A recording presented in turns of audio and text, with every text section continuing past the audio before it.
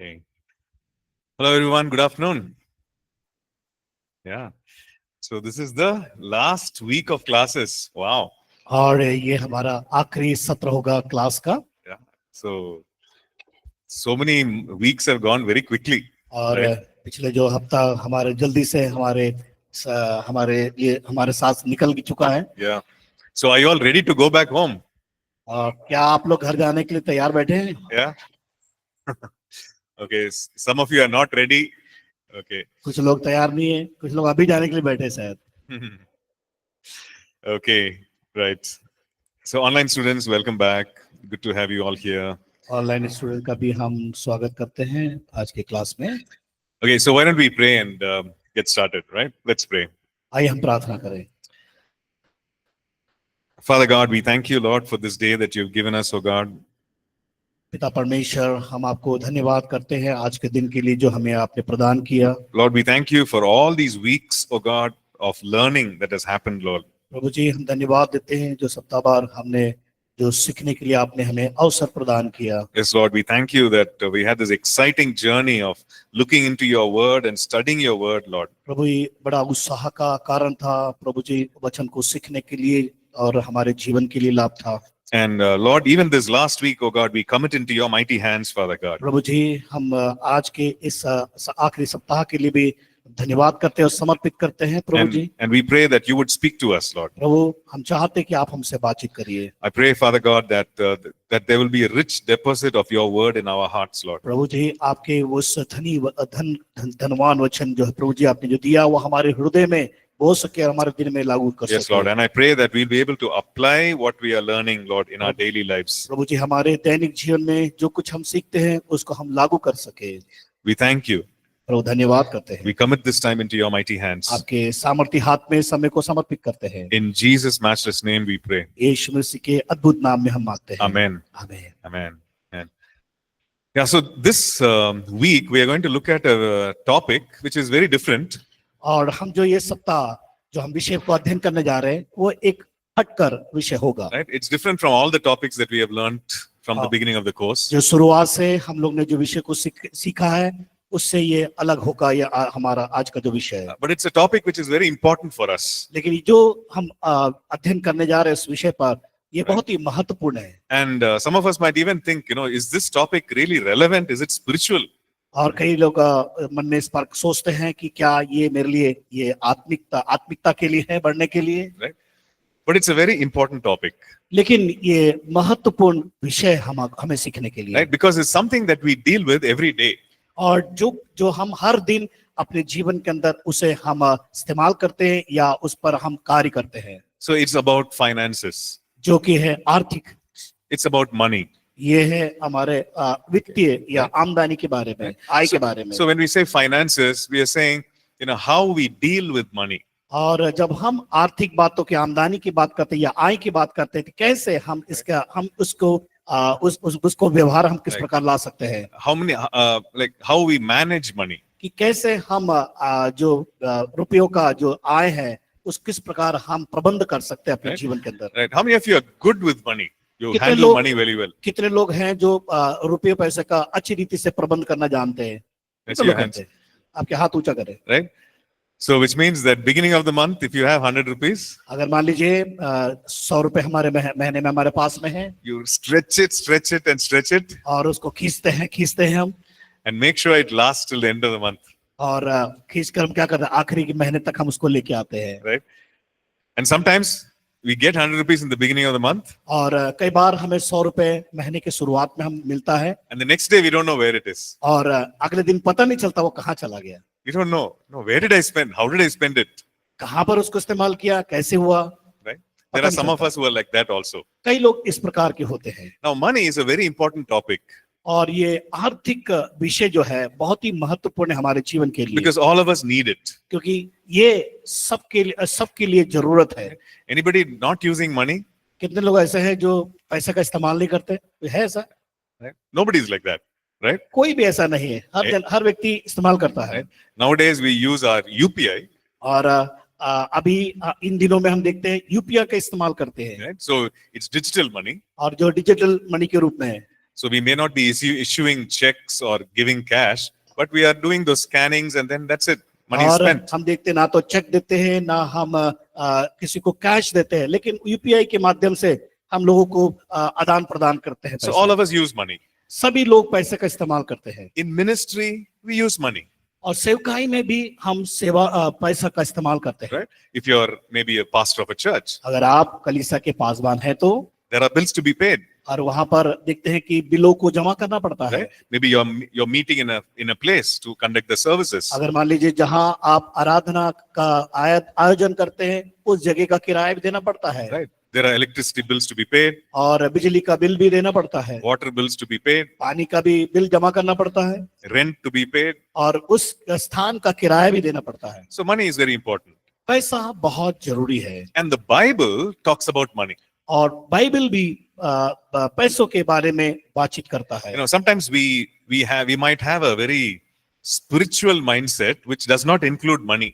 और कई बार क्या होता है, हमारा जो सोच ऐसे आत्मिकता में हो जाता है जिसके बारे में हम पैसे के बारे में ज्यादा सोचते नहीं हैं। A friend and myself, we were talking inside the church after the service one day. और एक दिन की बात है, मैं और मेरे मित्र चर्च के अंदर बैठकर बातचीत कर रहे थे, वार्तालाप कर रहे And थे। both of us had just started working in different companies. और हम दोनों ने एक दूसरे कंपनी में हमने अपना एक काम को करने का प्रारंभ किया। So we were talking about our work. और हम अपने काम के बारे में बात कर रहे थे। And so then we were talking about the kind of money that we were receiving, the salary that we were getting. और हम इस विषय पर भी बात कर रहे थे कि जिस पर जो हम काम करते हैं हमें जो तनख्वाह मिलती है उस विषय पर हम आपस में चर्चा कर रहे थे। Okay. And then my friend said, मेरे मित्र ने इस प्रकार कहा, come, let's go outside the church building and talk about money. और कहा कि चलो हम क्या करें, इस जो प्रार्थना भवन बैठे या कलीसिया बैठ चर्च से बाहर निकल के हम बात करेंगे। Let's not talk about money inside the church. और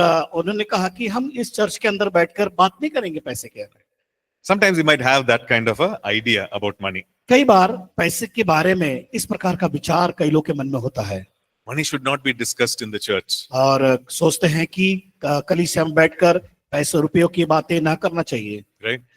Money is actually bad. और पैसा बुरा है करके सोचते कई लोग। Money means worldly things. और जब रुपये पैसे की बात करते हैं लोग सोचते हैं सांसारिक बातें हैं। Right? So sometimes we think like that. कई बार हम इस प्रकार सोच बैठते हैं। But the fact is that the Bible talks about money, God talks about money. लेकिन सच्चाई ये है कि बाइबल उस विषय बात करती है और परमेश्वर भी पैसे के बारे में रुपये पैसे के बारे में बात करता है। And as students who are studying the Word of God, we need to have the right understanding about money and material things. जब हम विद्यार्थी होने के नाते हम जब यहाँ पर सीख रहे हैं तो हमें सही सोच, सही दृष्टिकोण होना चाहिए रुपये पैसे के बारे में जानने के लिए। Okay, so God wants each one of us. परमेश्वर हम प्रत्येक से चाहता है। He wants us to be good stewards of finances. और हम जो उस रुपये पैसे के लिए हम एक अच्छे रीति से अगुवाई करने वाले या उसकी देखरेख करने वाला प्रबंधक बनना हमें जरूरी है। Okay, so we need to have the right attitude about money. पैसे के बारे में हमारा एक सही रवैया या दृष्टिकोण होना बहुत जरूरी है। Okay, I remember one of my relatives, my cousin actually, at a very young age. और मैं इस बात को स्मरण करता हूँ कि मेरे एक रिश्तेदार थे जो जवान थे। He said, money is everything. और उन्होंने कहा कि पैसा सब कुछ है। Money is everything. पैसा सब कुछ है। Nothing else matters. इससे कोई ऐसा उसका कोई दूसरा मतलब नहीं है। Right? You need to have money. आपको पैसा चाहिए। And you need to work in order to get money. और आपको काम करना होगा पैसों के लिए। And that is all there is in life. और ये हमारे जीवन में बस यही है, पैसा कमाना। And he was, I think, at around college time at that time. और वो उस समय शायद वो कॉलेज में पढ़ाई कर रहा था। And he had that kind of a mindset. और उसके मन में अपने इस दिमाग में उसको बना लिया था या भर के रखा था। Now that is one extreme. That is one extreme. और वो उसके लिए एक बड़ा सोच था उसके लिए। Thinking that money is everything. और वो उसका जो सोच ये था कि पैसा सब कुछ है, सब बड़ा है पैसा मेरे लिए। Now that is wrong. और वैसा वो तो गलत है। Right? So we need to have the right biblical idea about money. लेकिन हमें एक सही दृष्टिकोण पैसे के रुपये पैसे के बारे में बाइबल के आधार पर होना चाहिए। Like, for example, somebody said, you need to be able to hold money and not allow money to hold you. और इस प्रकार कहावत है कि पैसा तुमको पकड़े नहीं रहना चाहिए, बल्कि पैसे को तुम उसको पकड़ना है। Right? So we need to have a right mindset. So that is what we are going to look at. हमें सही दृष्टिकोण हमें हमारे जीवन में होना चाहिए। So let's look at a few verses in the Bible. We're going to look at many scriptures. और हम बाइबल में से कुछ वचनों को देखेंगे, बहुत सारे हमारे पास वचन पाए जाते हैं। So I just want to request you to keep your Bible open. और मैं आपसे विनती करता हूं कि आप अपने बाइबल को खोले रखें। Especially in your Hindi notes, a lot of scripture references will be there. और विशेष तौर से जो हिंदी जो नोटबुक में है, आपके बहुत से वचन वहां पर बताए गए हैं। So we're going to look at many of these verses. और हम उन वचनों को हम देखने पाएंगे। Right? And as we study these verses, जब हम इन वचनों को सीखते हैं, we'll get an understanding of how God looks at money and what He wants us to do with money. और इस बात को हम समझेंगे यहाँ पर कि परमेश्वर किस प्रकार हमारे जीवन में उन व्यवस्थाओं को, जो पैसा रुपए पैसे का जो लेन देन है, कैसा वो करता है। So first of all, we're going to study about what is the right attitude that I should have about money. और हमें सबसे पहले हमारे ये बात को हम सीखना है कि हमारे मन में सही दृष्टिकोण क्या है। Okay? So the first thing that we're going to see is that with money, we need to see, can God be glorified with the use of my money? पहली बात कि मेरे रुपए पैसे के द्वारा क्या परमेश्वर को महिमा मिलेगा, या परमेश्वर की महिमा हम कर पाएंगे। Okay? That's an important attitude to have. और ये सबसे पहला दृष्टिकोण, सही दृष्टिकोण होना चाहिए। Can I glorify God with the use of my money? मैं जो पैसा रुपए पैसा इस्तेमाल करता हूँ, क्या उसके द्वारा परमेश्वर की महिमा हो रही है? Okay, let's look at one verse, Psalm 35 and verse 27. हम एक वचन को देखेंगे, भजन संहिता 35 उसका 27 पढ़ने में मदद करेंगे। Okay, can somebody read it up, please? Psalm 35 and verse 27. भजन संहिता 35 उसका 27। Let them shout for joy and be glad, who favor my righteous cause, and let them say continually, let the Lord be magnified, who has pleasure in the prosperity of his servant. Okay, can somebody read in Hindi, please?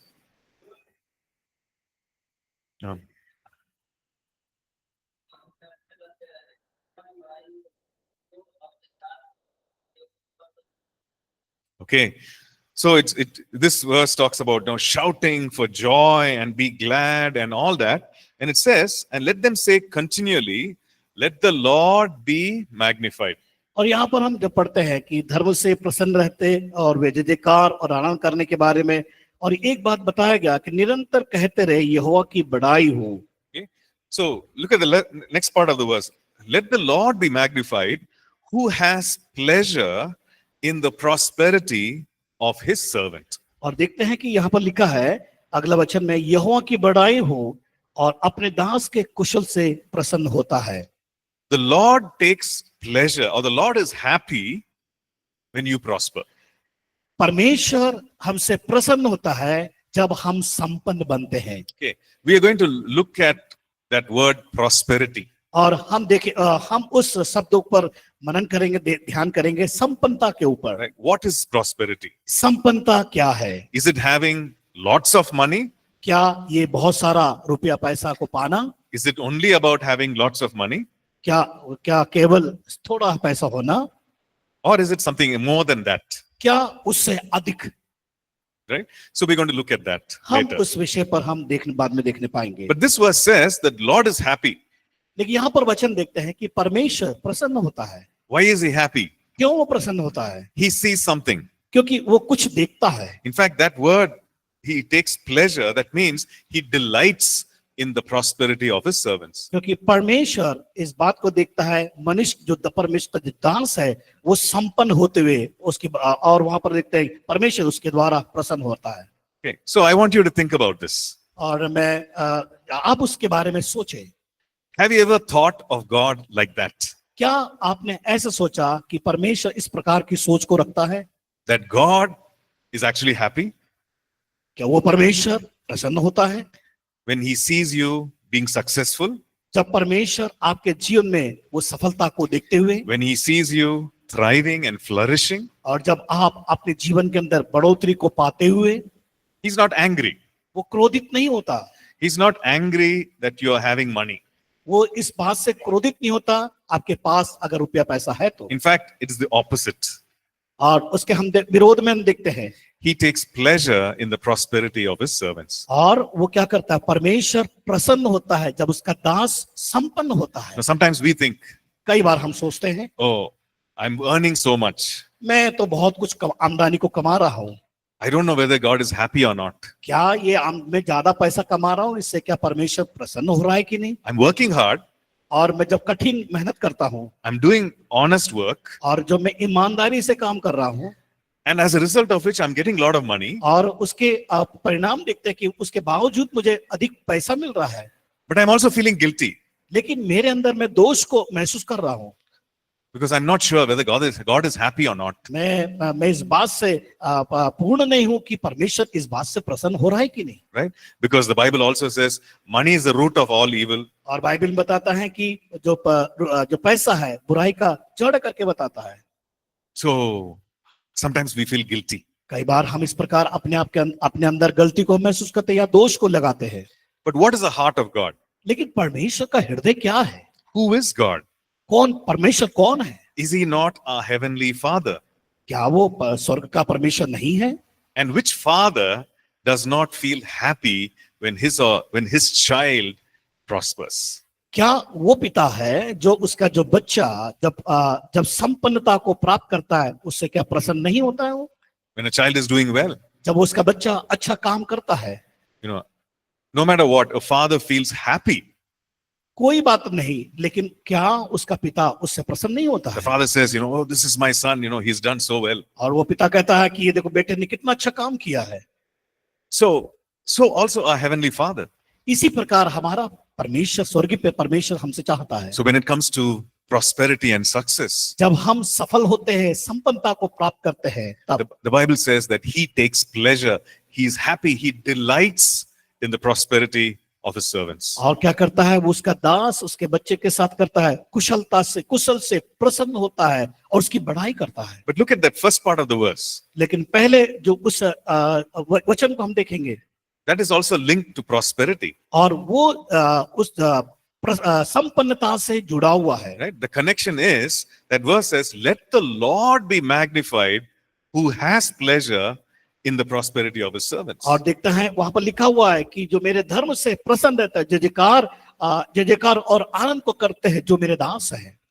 Right? So which means that let the Lord be magnified in all this. सारी बातों में परमेश्वर की महिमा होने Let पर, the Lord be magnified in my prosperity. और मेरे संपन्नता में परमेश्वर की महिमा होने पर, Let the Lord be magnified in my success. और मेरे सफलता में परमेश्वर की महिमा होने पर, Because he is happy and he delights in my success. और मेरी सफलता में वो परमेश्वर क्या करता, बढ़ाई करता है और वो प्रसन्न होता है। Let's look at one more verse. एक और वचन हम देखेंगे, Okay, this is Deuteronomy chapter 8 and verse 18. और जो कि व्यवस्था विवरण 8 अध्याय उसका 18 पद में हम पाते हैं। In English it goes like this, and you shall remember the Lord your God, for it is he who gives you the power to get wealth, that he may establish his covenant which he swore to your fathers as it is this day.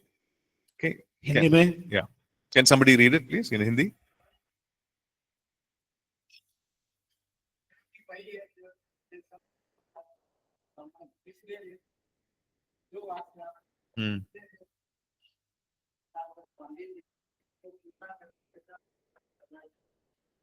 Right. So what is this verse teaching us? यहाँ पर वचन क्या सिखाती है? He says, you shall remember the Lord your God.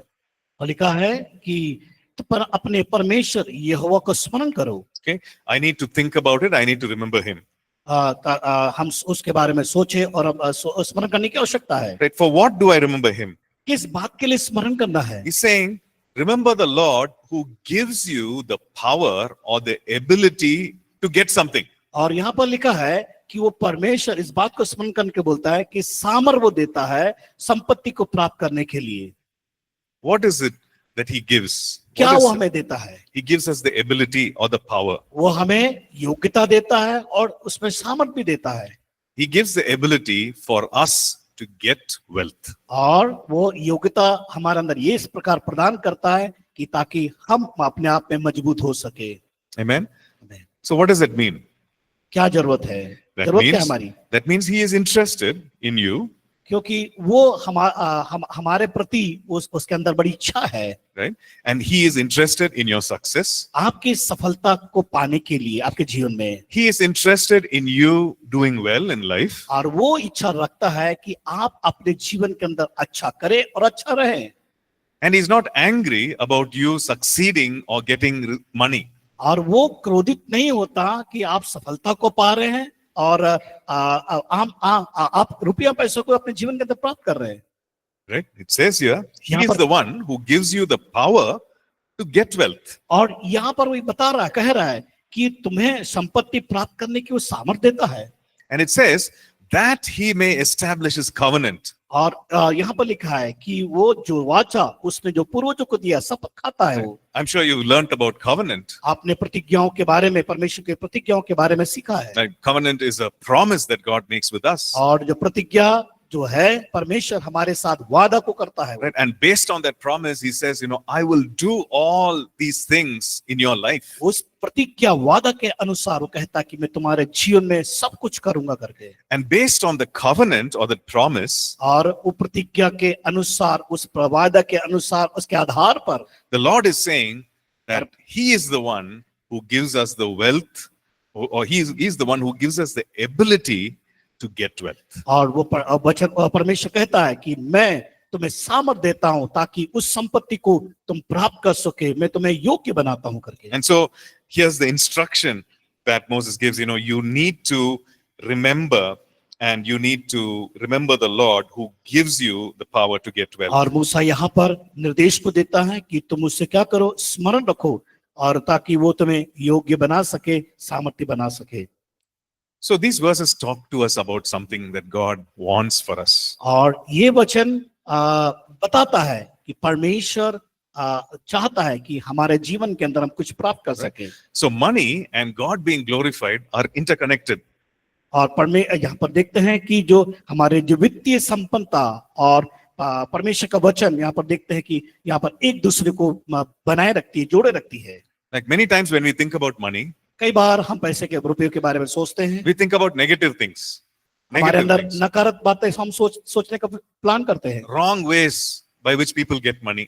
गलत तरीके से, दृष्टिकोण से पैसों को प्राप्त करना। Right? Unrighteous means by which people get money. और हम देखते हैं जो धार्मिक अधार्मिक के द्वारा रुपये पैसों को अपने जीवन के अंदर प्राप्त करना। And also, rich people are also portrayed like that. और जो बड़े जो अमीर व्यक्ति है उसी कार्य को करने का वो भी करते हैं। Right? In books and also in videos and movies, they are portrayed like that. Rich people with lots of money doing wicked things. और हमने कई बार हम वीडियो में देखते हैं, यूट्यूब में देखते हैं कि जो बड़े अमीर व्यक्ति भी बहुत से गलत कामों को भी कर पैसे को कमाते हैं। And so we relate money with bad things or negative things. और कई बार क्या करते हैं, हम उन जो आमदनी को पैसों के बारे में गलत रीति से जोड़ने का हम प्रयास करते हैं। So we don't talk about it openly. हम खुलकर हम उस पर विषय पर बात करते हैं। But in our minds, in our hearts, लेकिन जब हमारे हृदय और मन में there is a thought. सोच है, Money is not good, पैसा अच्छा नहीं है करके, but I need it लेकिन मुझे जरूरत है, and I need to use it. मैं उसे इस्तेमाल करने के लिए। And so we are a little confused. तो कई बार हम बिल्कुल शंकित हो जाते हैं, शंका करने लगते हैं। And so, we are not very open, or we are not free when it comes to talking about money and God. तो कई बार हम अपने आप में आजादी को महसूस नहीं कर पाते कि उन रुपए पैसे के बारे में बातचीत करने के लिए। But the Bible is very clear लेकिन बाइबल यहाँ पर स्पष्ट है, that God takes pleasure, He is happy परमेश्वर प्रसन्न होता है और वो खुश होता है, आनंद करता है when you prosper, जब आप संपन्न बनते हैं। right? And He is the one who gives us the ability to get wealth. और वो हमें सामर्थ देता है संपन्नता को प्राप्त करने के लिए। You tell me, is it easy to get wealth or difficult? क्या ये आसान है संपन्न होने के लिए या कठिन है हमारे लिए? Difficult. We need to work hard, इसका मतलब है हमें कठिन काम करना होगा। right?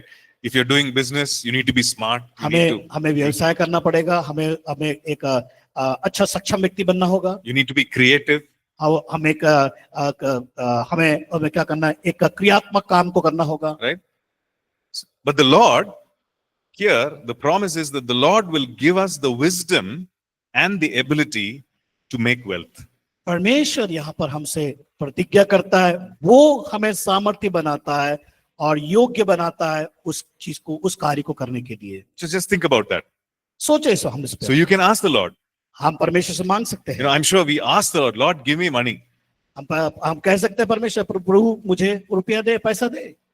We definitely we pray that prayer. हाँ, हमें प्रार्थना कई बार हम करते हैं, Lord, you are my provider. आप मेरा उपाय करने वाला परमेश्वर है, I need this. मुझे इन चीजों की आवश्यकता है, Please give me. मुझे दीजिए।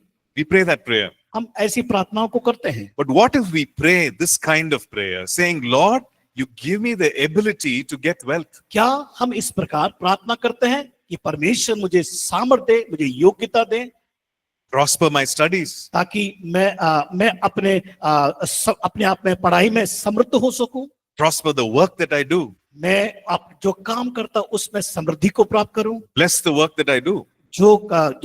जो काम में जो मेरा है, जो दिया गया उसमें भी। No, your word says that you're the one who gives the ability to get wealth. आपका वचन कहता है कि आप योग्य बनाते हैं उस संपन्नता को प्राप्त करने के So लिए। give me the ability, Lord. मुझे वो योग्यता को दे। What if we start praying like that? क्या हम इस प्रकार की प्रार्थना करते हैं? Right? So we need to start praying like that. हम इस प्रकार के हमें प्रार्थना करना प्रारंभ करना होगा। Lord, bless my work. परमेश्वर मेरे काम को आशीषित करिए, It is in line with God's will. और जो कि परमेश्वर की इच्छा के अनुसार जो है, And so we can pray in faith. हम विश्वास के साथ प्रार्थना कर But सकते the हैं। only thing is this. The only thing is this, that, केवल that God must be glorified in all that we do. और एक बात ये बहुत ही जरूरी है कि परमेश्वर उसके द्वारा उसकी बढ़ाई हो सके और वो हमसे प्रसन्न हो सके। Right? So in the way in which we get wealth, God must be glorified. और जिस माध्यम से हमें संपन्न होते हैं उसके द्वारा परमेश्वर महिमा को प्राप्त करना है। In the way in which we spend wealth, God must be glorified. और जिस तरीके से हम संपन्नता को इस्तेमाल कर, वो संपन्नता हम जब समृद्ध होते हैं, उस संपन्नता को जब हम इस्तेमाल करते हैं, परमेश्वर उसके द्वारा महिमा को पाना है। Right? So as long as we do that, जब इस प्रकार जब हम करते हैं, it is absolutely fine. ये अच्छी बात है। And like we said, money should not get a hold of us, but we should be able to have the right hold on money. पैसा, रुपया पैसा हमें पकड़ के नहीं रखना है, बल्कि हमें ये सही तरीका को जानना है, उसको कैसे हमें पकड़ना है, कैसे संभाल के रखना है। Right?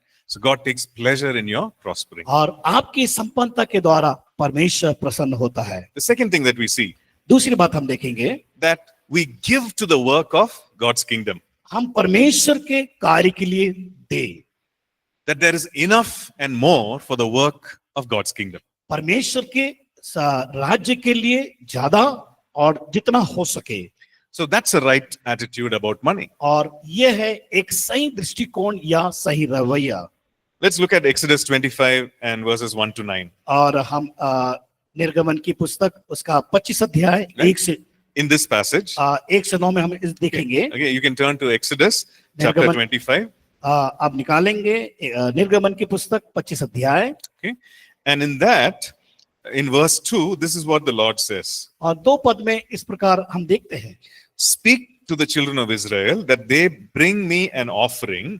From everyone who gives it willingly with his heart, you shall take my offering. और लिखा है, इस्राएलियों से ये कहना कि मेरे लिए भेंट लाए, जितने अपनी इच्छा से देना चाहे उन्हीं सबों से मेरी भेंट लेना। Okay, look at verse 8. और 8वां वचन को देखेंगे, And let them make me a sanctuary that I may dwell among them. और वे मेरे लिए एक पवित्र स्थान बनाए कि मैं उनके बीच निवास करूं। Okay, so the question is this: what is the offering for? और प्रश्न यहाँ पर है, क्या भेंट को हम देना है? क्या भेंट है? Anyone? What is the Would you- offering for? उसके लिए क्या भेंट है?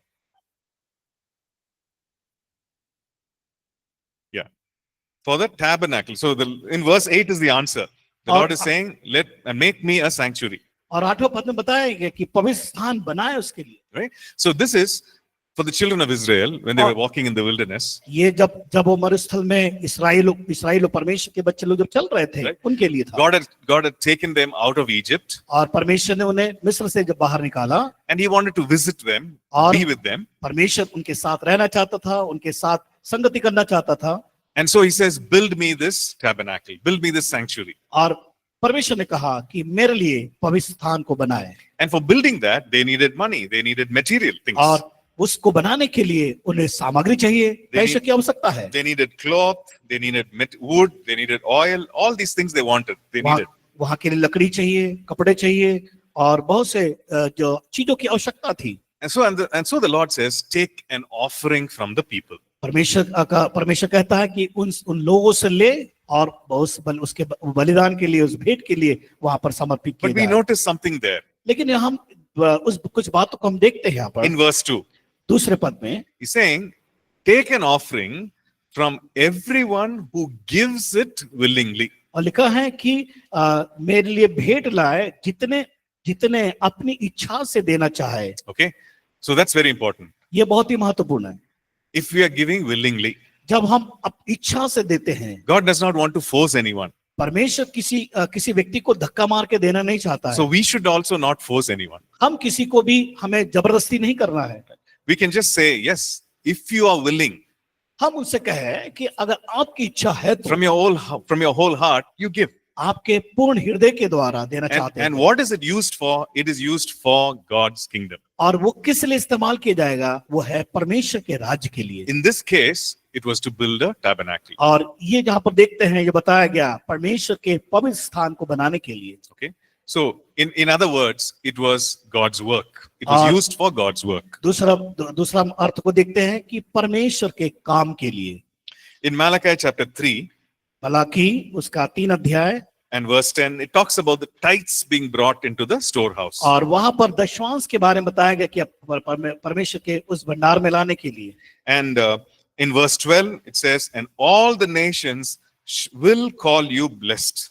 और वहां पर लिखा गया है कि सारे देश उसके लिए आशीषित किए जाएंगे। Right? And he's saying, you bring the tithes. Tithes is 1/10 of your increase. You bring it into the storehouse. The और temple. सारे दशवांश भंडार में ले आओ ताकि मेरे भवन में भोजन वस्तु रहे। Okay? So this is something that the Lord puts in place.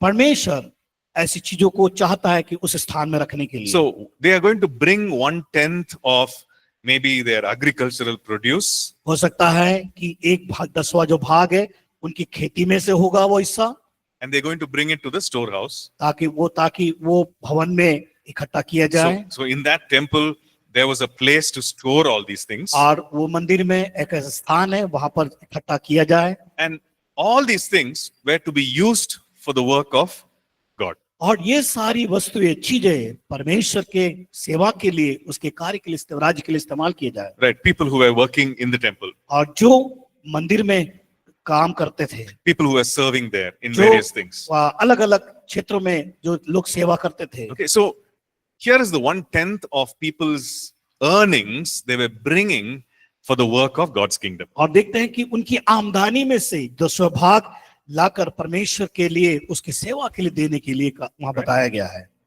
The third thing that we see तीसरी बात हम देखते हैं, is that we give to those who are in need.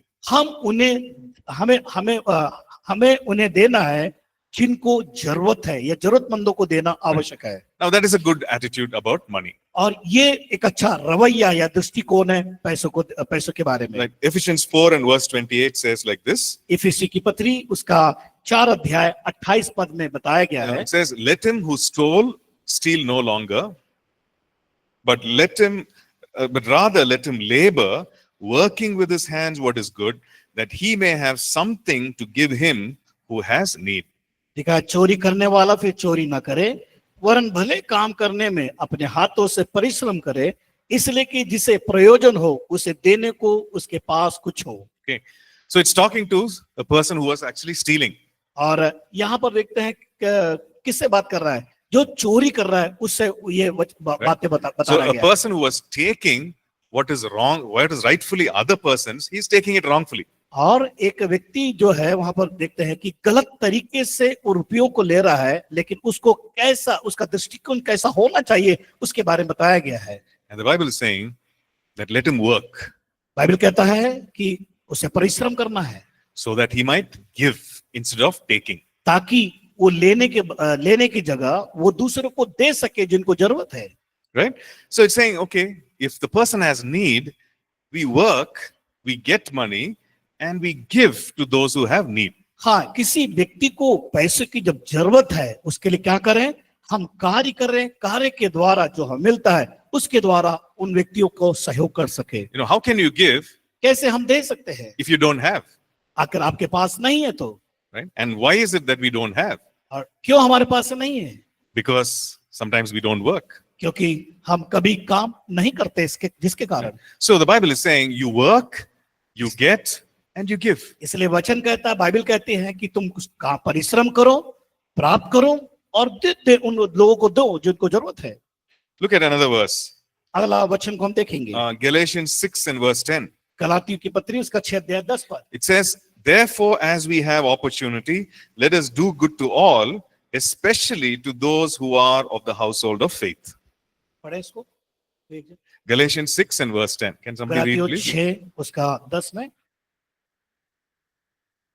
इसलिए जहां तक अवसर मिले हम सबके साथ भलाई करें, विशेष करके विश्वासी भाइयों के साथ। Okay, so he's saying, as we have opportunity, let us do good. और लिखा है कि जब हमें अवसर मिलता है भलाई के काम को करें। What are these opportunities?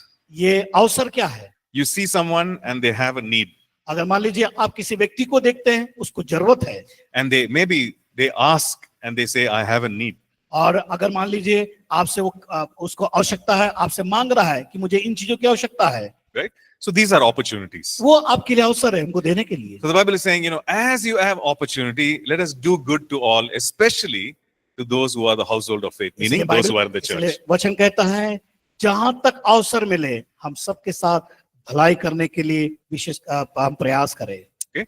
So when we give to those who are in need, that's a good attitude that we can have towards money. और ये एक अच्छा तरीका या रवैया या दृष्टिकोण है जो जिन्हें जरूरत है जरूरतमंदों को देने के लिए। Just like the good attitudes, we can have wrong attitudes, bad attitudes. जिस प्रकार हमारा एक सही तरीका होता है या दृष्टिकोण होता है, उसी प्रकार लोगों का गलत रवैया या गलत दृष्टिकोण होता है। Okay. So the Bible is talking about greed and selfishness and covetousness. और बाइबल इसके बारे में बताती है कि लालच और लोभ है करके। Okay. So in that context, we see Luke chapter 12 and verse 15. और उस बातों को देखने के लिए हम देखने पाएंगे लूका रचित समाचार उसका 12 अध्याय उसका 15 पद। He says, the Lord is saying, take heed and beware of covetousness. और यहाँ पर इस प्रकार लिखा है 12 का 15 में। Yeah, I'll just read the full verse. और उसने उनसे कहा, चौकस रहो, हर प्रकार के लोभ से अपने आप को बचाए रखो, क्योंकि किसी का जीवन उसकी संपत्ति की बहुतायत से नहीं होता। Right. So he's warning the people. यहाँ पर लोगों को सचेत कर रहा है। He's saying, beware or be careful of covetousness. और चौकस रहो जो लोभ में पाए जाते हैं। What does it mean to covet? इसका मतलब क्या, लोभ का मतलब क्या है? You see somebody having some nice thing, और मान लीजिए किसी व्यक्ति के पास एक अच्छी चीज है, and you tell yourself in your heart, I want that. आप अपने हृदय में कहते हैं, हाँ ये मुझे चीज आवश्यकता है, मुझे चाहिए, I need that. मुझे ये चाहिए। What that person is having, that very same thing, I want it. ये इस व्यक्ति के पास जो है वो वही चीज मुझे आवश्यकता है या मुझे चाहिए। That is covetousness. वो है लोभ, Right? That is greed. वो है लोभ, लालच। It doesn't mean that, it's not like you don't have something. इसका मतलब ये नहीं कि आपके पास कुछ नहीं है, You have it, आपके पास है, but you want what that person has. लेकिन आप चाह रहे हैं उस व्यक्ति के पास जो चीज है उसकी। When myself and my brother, when we were small, जब मैं और मेरा भाई जब छोटे थे, we used to play with toys. हम खिलौने के साथ खेलते थे। So let's say there's a toy car. और वहां पर एक जो खिलौना जो कार होता था, I'll take that red car मैं लाल वाली कार को ले लेता था, and play with it. मैं उसके साथ खेलता था। And my brother will want that red car, और मेरा भाई वही लाल कार को चाहता था। right? So my mother will give him, oh, you play with this yellow car. तो मेरी माँ क्या कहती थी, एक काम करो तुम ये पीला वाला कार उससे खेलो। No, no, no, I want that red car. नहीं, मुझे नहीं चाहिए, वो लाल कार ही मुझे चाहिए। Okay, fine. I'm the big brother, so give the red car. तो ठीक है, मैं बड़ा भाई हूँ, बड़ा भाई होने के नाते ठीक है, ये लाल कार तुम ले लो। And then I'll start playing with the yellow car. और मैं पीला वाला जो कार लेके मैं जब खेलना प्रारंभ करता था, And he'll want that yellow car. फिर वो कहता था कि नहीं, मुझे ये पीला कार चाहिए, I want what he has. जो उसके पास है मुझे चाहिए। Of course, we were small kids, so it was all in innocence. और उस समय हम छोटे थे, बड़े बिल्कुल एकदम ईमानदार लोग थे। But sometimes when we grow up, we जब हम- sometimes have the same attitude. और जब हम बढ़ते हैं, कई बार ऐसे सोच, एक रवैया हमारे अंदर होता है। The Bible calls it covetousness. तो बाइबल कहते हैं कि लालची, लोभी लोग। And he says, the Lord Jesus says, take heed, be careful of covetousness. और बाइबल बताती है कि चौकस रहो हर प्रकार के लोभ और लालच से, For your life is not in the abundance of things that you have. क्योंकि किसी का जीवन उसकी संपत्ति की बहुतायत से नहीं होता है। Right? Okay, let's look at one more verse. 1 Timothy chapter 6 and verse 9. एक और वचन देखेंगे, पहला तीमुथियुस 6 अध्याय उसका 9 पद। Yeah. Can somebody read, please? 1 Timothy chapter 6 verse 9. कोई एक जन पढ़े, पहला तीमुथियुस 6 अध्याय 9।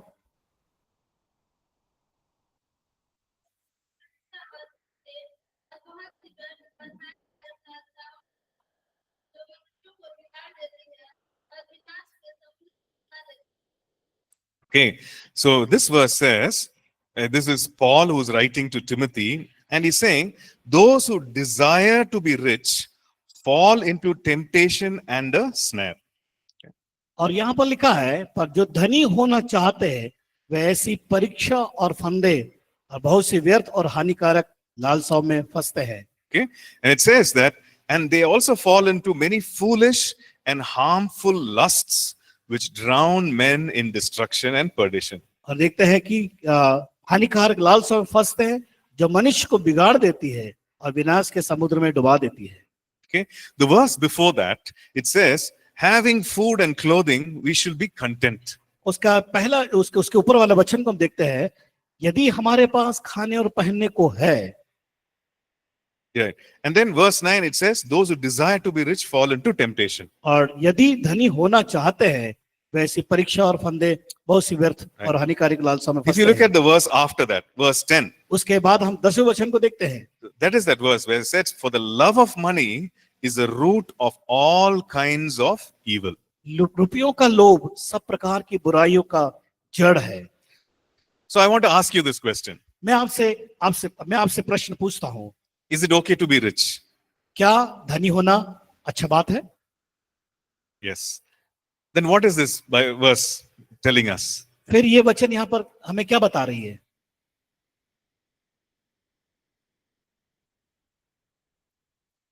Sorry? So if you want to be rich, for example, उदाहरण के लिए अगर आप धनी होना चाहते हैं, you need to work to be rich, right? आपको उसका कार्य को करके धनी बनना है, And you need to have, you need to be working towards more and more of riches. और धनी बनने के लिए आपको अधिक से अधिक का मेहनत करना पड़ेगा आपको। But then it says, those who desire to be rich, they fall into temptation. लेकिन वचन कहता है कि जो धनी होना चाहते हुए ऐसी परीक्षा में के फंदे में फंस जाते हैं। So how can you do both? कैसे दोनों एक साथ कर सकते हैं? It's okay to be rich, ये धनी होना अच्छी बात है, but then how can I not have a desire to be rich? तो क्यों फिर मेरे अंदर वो इच्छा धनी होने के लिए क्यों नहीं है? What do you think? क्या सोचते हैं इसके बारे में? For example, if I want to cook well, उदाहरण के लिए मैं अच्छा खाना पकाना जानता हूँ, I must have a desire to cook well, right? मेरे अंदर वो इच्छा होना चाहिए अच्छे खाना पकाने के लिए। Yes or no? Yeah. हाँ नहीं, I should have that basic desire. Hey, I want to cook well. I should have that desire. मेरे अंदर वो अंदर में एक इच्छा जागृत होना चाहिए कि मैं अच्छा खाना बना सकता हूँ। But this verse says, लेकिन ये वचन कहता है यहाँ पर, if I desire to be rich, अगर मैं धनी होना चाहता, I fall into temptation ऐसी परीक्षा में मैं फंस जाता, and all kinds of things. और जब बहुत से व्यर्थ बातें हानिकारक है। What does that mean? इसका मतलब क्या है? So is the Bible okay with me being rich or not? क्या परमेश्वर का वचन मेरे साथ मेरे लिए अच्छा है धनी होना या ना होना? Anyone? कोई Even बताए? online students, you can answer. Online student भी प्रश्न का उत्तर दे सकते हैं, बताइए। Is it very confusing? Yeah? Yeah, I want you to think, right? Because these are questions that we will face in life. और ये प्रश्न है जो हम हमारे जीवन के अंदर हम उसको इन बातों से हम संघर्ष करते हैं। And so we sometimes have a very confused idea about money. कई बार हम पैसों के बारे में हम संकोच हो जाते हैं, संकोच करते हैं या हमारे अंदर शंकाएं आ जाती है। Look at verse 10. 10वें पद को देखें। The love of money is a root of all kinds of evil. रुपयों का लोभ सब प्रकार की बुराइयों का जड़ है। Okay? Understood that? ये बात को समझ गए आप? Okay. Next part, it says, for which some have strayed from the faith in their greediness. और लिखा है कि जिसे प्राप्त करने का प्रयत्न करते हुए बहुतों ने विश्वास से भटक कर अपने आप को नाना प्रकार के दुखों में छलनी बना दिया है। I want to be rich, मैं धनी होना चाहता हूँ, and so in my desire to be rich, मेरी इच्छा है धनी होने के लिए, I have gone away from my faith. लेकिन मैं उस विश्वास से दूर चला गया। My faith has not become my priority. लेकिन अभी यहाँ पर मेरा विश्वास जो है वो उसमें कोई प्राथमिकता अब नहीं रही। In my importance, faith has become maybe third or fourth and not the first thing. अभी मेरे लिए विश्वास प्रथम स्थान नहीं है, बल्कि वो नीचा तीसरा या चौथे स्तर पे हो गया है। Right? My desire to be rich has pushed my desire to walk in faith maybe to the third place, maybe to the last place. मेरे अंदर अब इच्छा क्या होगी? धनी व्यक्ति बनने के लिए, लेकिन जो प्राथमिकता विश्वास की अब वो पीछे हो गई या तीसरे नंबर पर उसको स्तर पर मैंने कर दिया। And so Paul is warning Timothy and he says, those who desire to be rich, these people have strayed from the faith.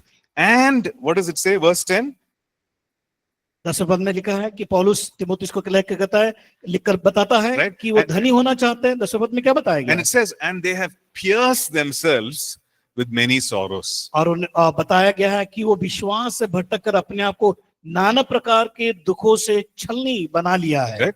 So when my desire to get wealth is more than my desire to walk in faith and please God, that is when it becomes a problem. और यहाँ पर हम देखते हैं कि हमें इच्छा तो है एक संपन्न होने के लिए, समृद्ध होने के लिए मेरी इच्छा तो है, लेकिन क्या है विश्वास जो मेरा है, जो मेरे विश्वास को जो प्राथमिकता देना था, परमेश्वर को प्रसन्न करना था, वो मेरे जीवन में नहीं हो सका है। Right? So we need to check our hearts. हम क्या करें? अपने हृदय, अपने मन को टटोले, हृदय को जांचें। Right? Is my desire for money more than my desire for God? क्या मेरी जो इच्छा जो है धन है या धन से बढ़कर पहला परमेश्वर के लिए है? Right? So am I being covetous? Do I want more and more and more? क्या मैं अधिक से अधिक लालच में गिर जाऊं या लालच करता रहूं या लोभ में पड़ूं? I'm not satisfied at all. मैं अभी तक मैं संतुष्ट नहीं हूं इन बातों से। So those are the wrong things. ये सारी बातें गलत तरीका है, गलत सोच है। So the Bible says this is a wrong attitude. This is a wrong thinking when it comes to money.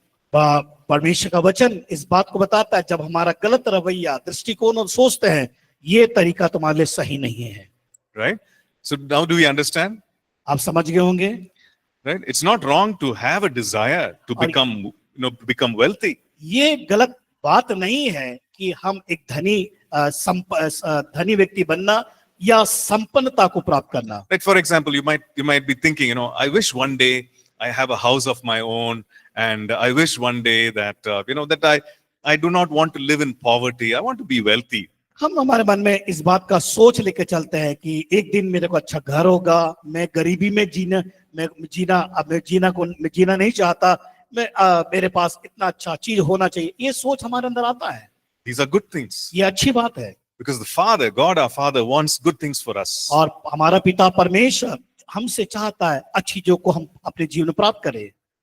But when our desire for this overthrows our desire for God, that is when it becomes a problem. अगर हमारे अंदर जो इच्छा है उस इच्छा से बढ़कर परमेश्वर को हम छोड़कर या उसको उसकी महिमा करने के बजाय उसको प्रसन्न करने के बजाय इन चीजों को सोचते हैं, वो हमारे लिए गलत है। Right? Okay, let's look at one more wrong attitude. एक और हम गलत रवैया दृष्टिकोण को देखेंगे। Okay. If you look at James chapter 3, verse 14 and 15. James chapter 3. I think Yaakov. याकूब की पत्री उसका 3 अध्याय उसका 14-15 पद को देखेंगे। Okay, I'll read it in English. It says, but if you have bitter envy and self-seeking in your hearts, do not boast and lie against the truth. This wisdom does not descend from above, but is earthly, sensual, and demonic. यहाँ पर लिखा है, यदि तुम अपने मन में कड़वी डहा और विरोध रखते हो, तो सत्य के विरोध में घमंड ना करना और ना तो झूठ बोलना। ये ज्ञान वह नहीं जो ऊपर से उतरता है, वरन संसारिक और शारीरिक और शैतानी है। Okay, so it talks about two things: envy and self-seeking. और यहाँ पर 2 बातें बताया गया है कि जो झूठी आत्मिकता और निर्धनता के बारे में। Right? You're jealous that God is prospering someone else. और अगर आप किसी के प्रति जलन रखते हैं और विरोध करते हैं, कड़वी डहा रखते हैं, परमेश्वर उससे प्रसन्न नहीं होता है। And then it says here, don't lie and don't boast against the truth. और लिखा है कि सत्य के बारे में सत्य का विरोध ना करे और तुम घमंड ना करो करके बताता है। Okay, let's take a break and then we'll come back. अभी हम ब्रेक लेंगे, फिर वापस आएंगे।